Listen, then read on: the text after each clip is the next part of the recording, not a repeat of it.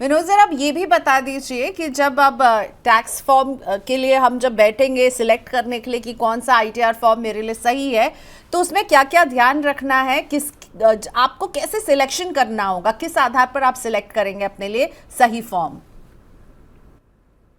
आपके लिए अगर आप आईटीआर 1 में जाना चाह रहे हैं तो आपके पास अगर एक आपकी सैलरी इनकम है और आपके पास एक घर है और आपके पास अदर सोर्सेज से इनकम है और अगर आपकी आय सिर्फ 50 लाख रुपए तक है और आपके पास एग्रीकल्चर इनकम के लिए भी एक छोटा सा अमाउंट है 5,000 रुपए, अगर आप वहां तक है और उसके साथ एक ऐड कर दिया गया आप एलटीसीजी अगर 1,25,000 रुपए तक है तो आप उसका आईटीआर 1 का इस्तेमाल कर सकते हैं।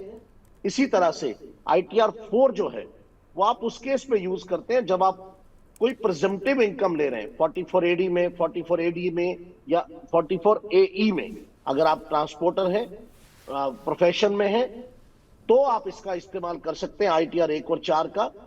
आईटीआर 3 जो है वो आप तब इस्तेमाल कर सकते हैं जब आप बिजनेस या प्रोफेशन से आपकी कोई इनकम आती है, तो आप इन फॉर्मों का इस्तेमाल कर सकते हैं। बाकी फॉर्मों में किसी तरह का कोई बदलाव नहीं किया गया है, तो इसलिए उसके बारे में अभी हम डिटेल से बाद में चर्चा करेंगे, तो बिल्कुल प्रियंका जी उसको लेकर के आएंगे। विनोद सर ने तो बता दिया कि भाई नई टैक्स रजीम जो है वो आपकी डिफॉल्ट है, और अगर आपको ओल्ड टैक्स रजीम चुननी है, आप डिडक्शंस वगैरह का फायदा ले रहे हैं, तो फिर आपको उसे सिलेक्ट करना होगा या फॉर्म भरना होगा।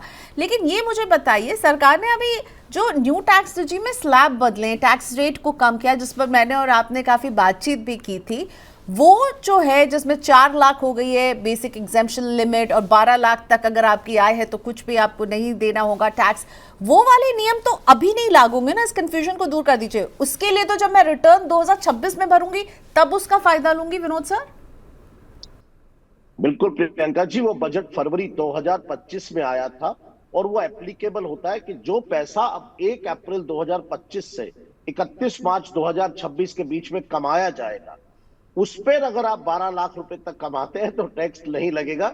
लेकिन अगर आप पिछले, अभी हम जो हिसाब दे रहे हैं, आज हम जिसकी बात कर रहे हैं, हम मार्च 2025 तक जो पैसा कमा चुके उसकी जो रिटर्न दाखिल करनी है 31 जुलाई को या 31 अक्टूबर को, या ऑडिट कराना है 30 सितंबर तक, आज हम उसकी बात कर रहे हैं। तो उसके टैक्स स्लैब जो हमने पिछली बार डिस्कस किए थे, अगर आपको याद हो, तो वो बजट के जो स्लैब्स है वो अप्लाई होंगे, जो आपने स्क्रीन पर दिखा भी दिए हैं। 3 लाख रुपए तक कोई टैक्स नहीं लगेगा, ये हम न्यू टैक्स रिजीम की बात कर रहे हैं। 3 से 7 लाख रुपए तक 5%, 7 से 10 लाख तक 10%, 10 से 12 लाख तक 15%, 12 से 15 लाख तक 20%, और 15 लाख से ज्यादा है तो 30%। और अगर आप ओल्ड टैक्स रिजीम में है तो आपकी बेसिक एग्जम्पशन लिमिट 2,50,000 रुपए रहती है, उस पर किसी तरह का कोई बदलाव नहीं है। तो ध्यान रखिएगा, जो नए 12 लाख रुपए वाली जो बात है और जो 4 लाख रुपए तक एग्जम्पशन की बात है, वो इस रिटर्न में एप्लीकेबल नहीं है, वो अगली रिटर्न में एप्लीकेबल होगी। प्रियंका जी आपने बिल्कुल ठीक कहा, वो 2026 में लागू होगी। ठीक है। सो इस बार तो आपको जो स्लैब रेट आपको हम सामने दिखा रहे हैं वही नजर आएगा। इसमें भी यही दिख रहा है कि नई टैक्स रजीम में थोड़ी सी रियायत ज़्यादा है।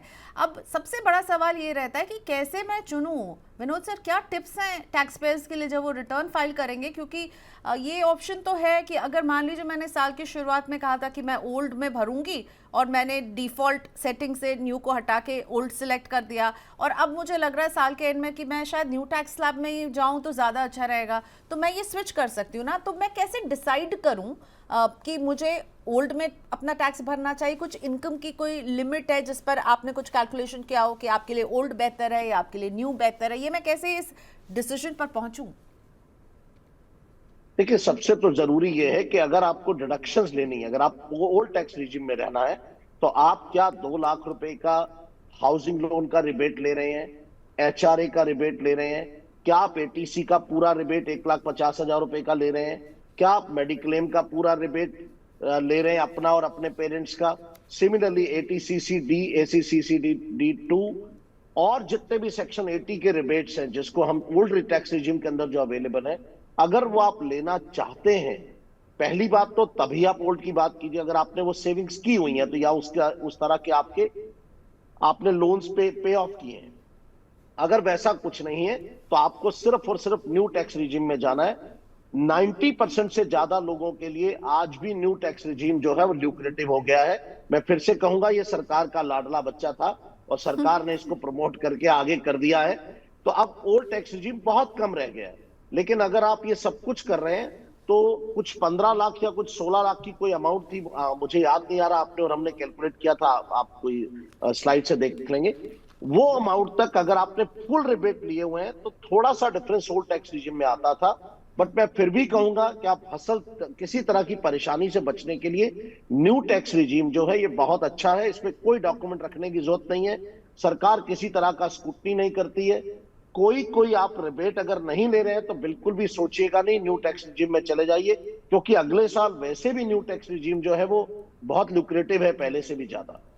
और तो उसके साथ साथ केवल सरकार का ही नहीं विनोद सर, अब तो आपका भी लाडला बच्चा हो गया न्यू टैक्स रिजीम। पिछले 1-2 साल से हम शो कर रहे हैं तो आप कहते थे नहीं भाई, जिस कुछ लोगों के लिए वाकई में ओल्ड टैक्स रिजीम फायदेमंद है, तो सरकार के साथ साथ आपका भी फेवरेट हो गया न्यू टैक्स रिजीम।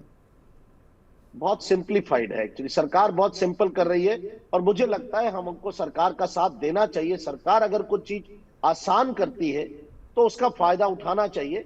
और कंपैरिजन टेबल बिल्कुल पोर्टल पर भी दिया हुआ है, आप खुद भी कंपेयर कर सकते हैं। सरकार ने पूरा मौका दिया हुआ आखिर तक, रिटर्न भरते तक भी आप रिजीम सैलरीड क्लास चेंज कर सकता है, तो उसको पूरा मौका दिया। आप कंपेयर कीजिए, अगर आपको लगता है मुझे कुछ पैसे बच सकते हैं तो बिल्कुल आप ओल्ड में जाइए, नहीं तो न्यू तो है ही।